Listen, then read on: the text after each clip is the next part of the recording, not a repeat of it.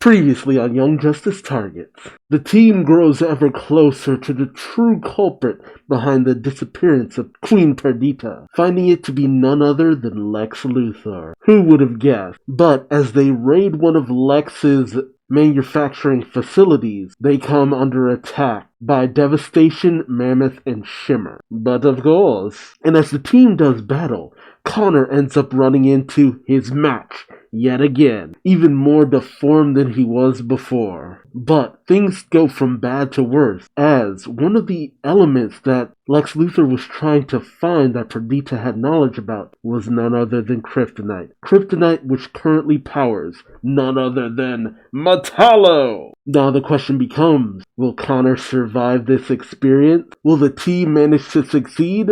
Will Ollie, Dinah, and the rest finally wake up from their coma? Join me as I find out in this issue, won't you? Young Justice Targets, at the mercy of Metallo. We pick up with Perdita in a dark area. As she makes her way through, she says, "Hello, my name is Queen Perdita of Latva, and I demand you release me at once, or at least tell me where I am. Is anyone there? Can anyone hear me? Please, someone. Answer me, please." This is Metallic Aftertaste, written by Greg Wiseman, art by Christopher Jones, colorist Jason Wright, layers Russ Albert, cover Jones and Wright, editor Ben Myers, variant cover Megan Hartruck, senior editor Katie Kubert. We see the team in pitched battle against the Lexobot. Static yells out, keep it together, Mongoose Squad. Gotta give Gorilla Squad time to rescue Perdita." We see Static and Livewire shocking some bot. Blue Beetle battling a Sonic Blast against Sonic Blast. Sphere and Forger bashing some bots together.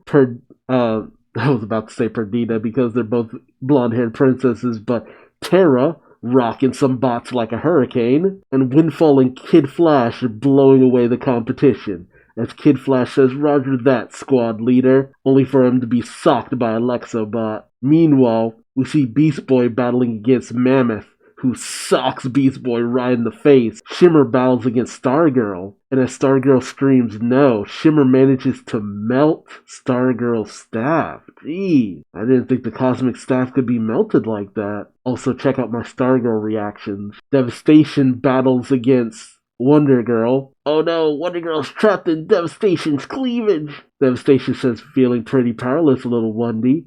Not only have you failed to save the Queen, but now you're also forced to watch Little Soupy bite the bright green big one." And we see Match out cold on the floor, and Connor at the mercy of Metallo, as Metallo holds him by the throat. Metallo says, "I can't tell you how satisfying this feels. Have to admit, I thought the boss's plan was needlessly complicated. Kidnapping the Queen, putting all those people in temporary comas. But of course, Mr. Luthor was right as usual, as always." As we see Leanne and her mother Paula visiting Dinah and Ollie. Paula tells Leanne time to go, but Leanne says, wait, Dinah and everyone just needs to know they're not alone. Metallo continues, "I've really come to trust him implicitly, you know. I mean, when I found out I was a metahuman with self-healing abilities, I figured everyone would treat me like a total freak, but not Lex. He's been so good to me and my whole family, really. Found a terrific job for my mom at LexCorp, got my sisters into the best schools, and never asked for one thing in return. That was the catch. So I asked him, but asking for help, even sympathy, hadn't gone well for Lex in the past. He told me how he'd reach out to you as Superman for the sake of your brother. Only for both of you to reject Matt. Not enough of a family resemblance, I guess. You probably rejected Lex for the same reason, even though he's your father." So Metallo fully drinking that Lex Luthor Kool-Aid. I wouldn't be surprised if there is a Lex Luthor branded Kool-Aid, by the way. "You ungrateful jerk. I wish I had a father like Lex Luthor. But not you, no. You wouldn't even exist without Lex. But that didn't stop you from betraying him, from twisting the truth in front of the entire world." Yeah, back there in the last season when Superboy was telling Congress about what Luthor had done, Metallo continues, "So I volunteered to be the son you failed to be, to do whatever it took to serve and avenge Lex Luthor. The surgeries that followed, well, they weren't fun or pretty, I'll tell you that. But I was a man on a mission, so I suffered through it all and gladly. The result was this: a metal body to equal the boy of steel. All it required was a power sword, and Lex found me that too. Now, powered by kryptonite, I can end you once and for all. Man, Lex really got a patsy in this one. We then cut to outside, with the hero still doing battle with the Lex bot. Blue Beetle says, "We keep taking these damn dumb bots out, and they keep making more." No, that doesn't make the battle pointless. No, it doesn't. Listen, sir, we are not nuking the building, and I am not having this conversation. But Miss Martian exits the cloaked bioship, cloaked herself, and then makes her way inside, seeing several armed guards, thinking to herself, wow, half the greater Bialian army is here. She makes her way deeper and deeper in, thinking, but I'm locked onto Perdita's mind signature, and hers isn't the only signature I recognize. Simon, he's here. He has her in his thrall. You see Simon holding Perdita, surrounded by two armed guards. Man, no matter how many times Simon goes down, he just comes right back. I swear, this is the most attention Simon has had in anything outside of Teen Titans briefly. Miss Martian thinks to herself, I've shielded us from the minds of Simon and the guards. They don't know we're here. Make your entrance, Alpha Squad. And Alpha Squad just boom tubes right on in, knocking Simon, the guards, and Perdita to the ground. And out of that boom tube comes Arrowette, Tigress, Halo, Red Arrow, Arsenal, and Miss Martian reveals herself. Red Arrow having a particular interest in this mission, if you've checked out the previous videos, asks if Perdita is alright. And as the others do battle, Red Arrow goes to check on her, saying it's my fault she's here in the first place. My responsibility. And as Simon slowly picks himself up, he says, this was a foolish error, Martian. And as Miss Martian looms over him, she says, don't pretend you can overpower me, Simon. Simon says, I wouldn't dare. But your noisy little boom tube is bound to attract an audience. And as guards start beating on the door, Arrowette sends out a mental thought, he isn't kidding. And Simon says, I love saying that, Simon says, and I've already booby-trapped Her Majesty's mind. If you even attempt to enter it, her psyche will self-destruct. Simon says with a malicious sneer. Tigress questions Miss Martian telepathically, is that true? Miss Martian responds, maybe. But given enough time, I know I can undo whatever Simon may have done. Tigress responds, time's a luxury we can't afford. Our comms are jammed inside the factory. But before we left Baby, oh right, it wasn't the bioship, it was Baby. Oracle warned us that the package Luthor stole from Perdita probably contained kryptonite. Miss Martian realizes, and Connor's part of the attack squad up front. He's at risk. But Arrowette responds, so are we. Ooh, the Bialian army fires off a rocket to blast down the door. Huh, there's someone in a cloak there too. That's not Count Vertigo, is it? As the door is blown off the hinges, Halo forms a protective shield around everyone, saying, stay whelmed, I've got this. As they all ready themselves, Tigress says, on my mark, Alpha. But suddenly, they're hit with Vertigo Wave, and thus he enters, Count Vertigo, saying, feast on them, children. But do not sate yourselves, my power is merely the appetizer. And an unknown figure steps from behind him, saying, too true, as Queen Bee reveals herself, saying, I'm the main core. Now then, who here is in the mood to do their queen a favor? And several of the team respond. Red Arrow says, I am your majesty. Arsenal responds,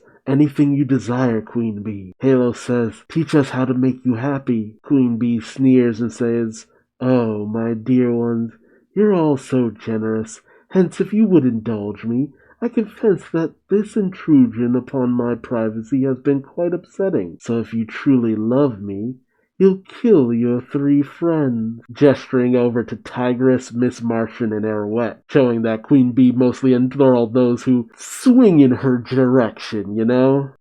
Okay, this has to be a mental illusion, because we see Arsenal blast down Arrowette. Red Arrow fires an arrow directly into Tigress's chest. Halo blasts a hole clear through Miss Martian. And as the 3 fall, the other 3 gather around Queen Bee, with Queen Bee saying, "Now that is love." Okay, this is clearly either an illusion or they're just faking it. Because Arrowette, I mean, she was blasted, but it doesn't look like she was blasted. Tigress has this weird massive pool of blood forming around her, and while Miss Martian has a hole blasted through her, I mean, she can shapeshift. She can just form that hole right there and then. So it's just like, yeah, I'm not buying that. I'm not buying that. To be continued. But we pick up with Leanne about to leave, as she said Dinah and everyone just needs to know they're not alone. We pick up in the moment of DC Showcase Green Arrow, when Green Arrow was on his mission to save Perdita when she was a little girl. The first appearance of Perdita in any form of media. We see Dinah on a plane with an announcement coming over the intercom. "Ladies and gentlemen, we apologize for the delay. There's some kind of disturbance inside the airport. But as soon as we get cleared for our gate, we'll have you on your way. In the meantime, feel free to use your personal devices." Dinah checks her phone and hears Ollie's message saying, "It's me. Sorry it seems like I'm late again. Traffic, right? But I'll meet you at baggage claim. Bye." Dinah looks out her window and says, "Well, Ollie, looks like for once I'll be keeping you waiting." Meanwhile, Green Arrow faces off against Merlin as the two opposite ends of the baggage claim as the civilians run. Merlin says, "Once again, Arrow, you have stumbled onto my stage in honor and horned in on my act." Green Arrow says, "That's me, always hogging the limelight." Merlin responds, "Ah yes, lime, green, so clever." And as Green Arrow continues to shield Perdita, he says, "Wasn't actually attempting a pun there, but whatever. So, one arrow each, winner take all?" Merlin responds, "I seem to recall you lost our last duel.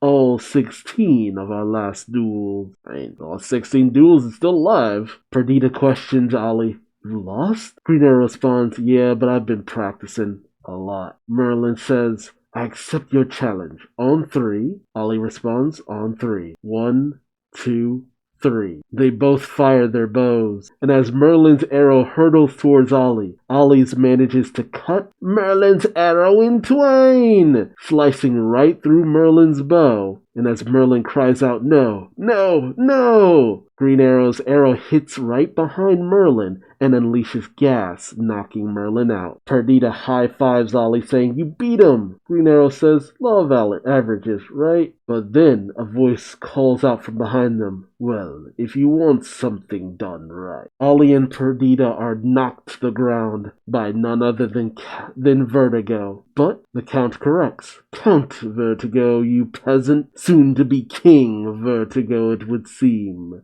Though, of course, I came here to protect my niece. I fear that, tragically, I may have arrived too late." But suddenly he's knocked off his feet by a sonic scream. And who stands before them? None other than Black Canary, saying, "What would you do without me?" Green Arrow says, "Now that you mention it, and since I'm on my knees already, can't live without you, babe, literally. Please, say you'll marry me," as he brings out a ring. And Perdita smiles and jumps in the air saying, "Say yes, or else perhaps I will. After all, every queen needs a consort." Ew, ew, ew, ew, ew, ew. I don't remember that being in the showcase, but maybe I didn't understand what a consort was before, but it's just like, ugh. I know it's all in jest. But that just kind of threw me for a second. Ollie says, "She's right. Every queen does." And Black Canary responds, "Yes. The answer is yes." And as Leanne goes to leave, she says, "Long as you're family, you're never alone." End Memory 5. I'm actually curious if they're going to continue this on next issue, the backstory, because I mean, that's the end of the DC Showcase, but there are things you could do. Obviously, the taking out of Arrowette, Tigress, and Miss Martian is a fake out, but I do wonder to what end. That is the real rub.